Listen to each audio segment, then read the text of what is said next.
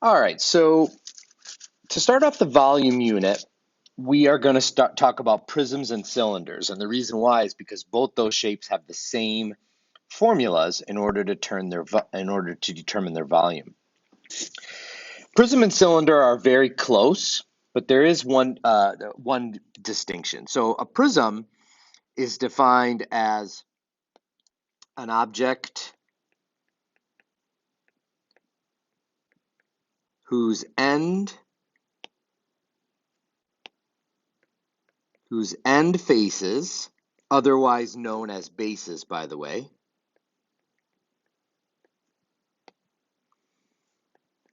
are congruent polygons. In this course, we're going to focus on squares, rectangles, triangles. So a prism can have a base that is a pentagon or a hexagon, but we're not going to worry about that. We're going to keep it simple. Squares, rectangles, triangles.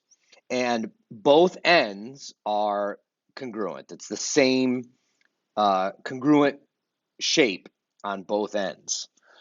A cylinder is the exact same thing, except the end faces are circles. That's the only difference. So to find the volume of any prism or cylinder, we're going to use this sort of overarching general formula of big B times H. Big B stands for base. And that's where the more specific formulas would come into play. So if we're talking about a cylinder, then the base is a circle, and we have to use the area of the circle. So this is the area.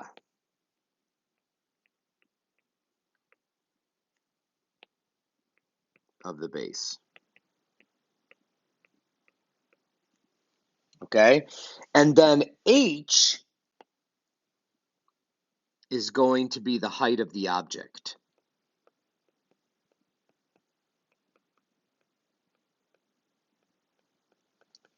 So one thing that gets confusing about these is you hear the word base used multiple ways. Height actually appears multiple times in these problems, and you have to keep it all straight. I use colors, but you have to have some method of keeping everything straight.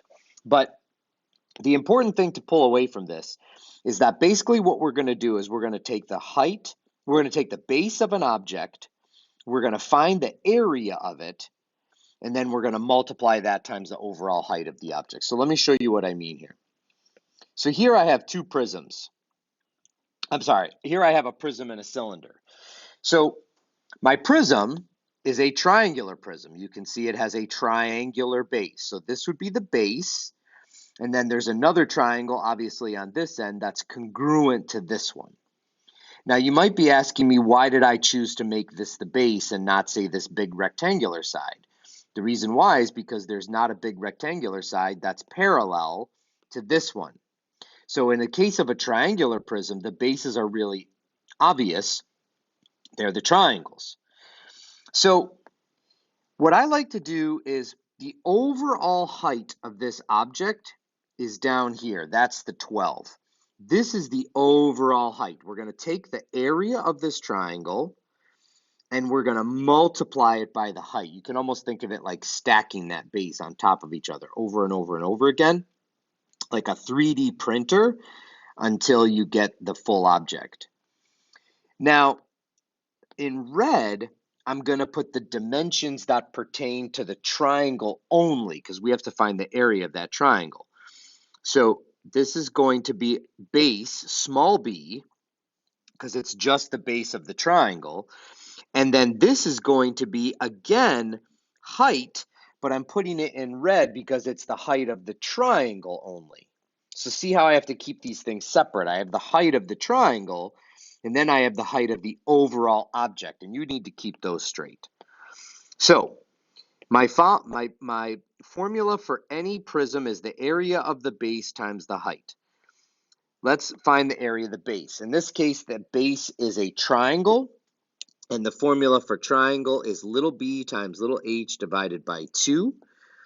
So let's substitute in. My little b is 4, that's the base of my triangle, times the height of my triangle, which is 6, divided by 2, and that's going to be 12.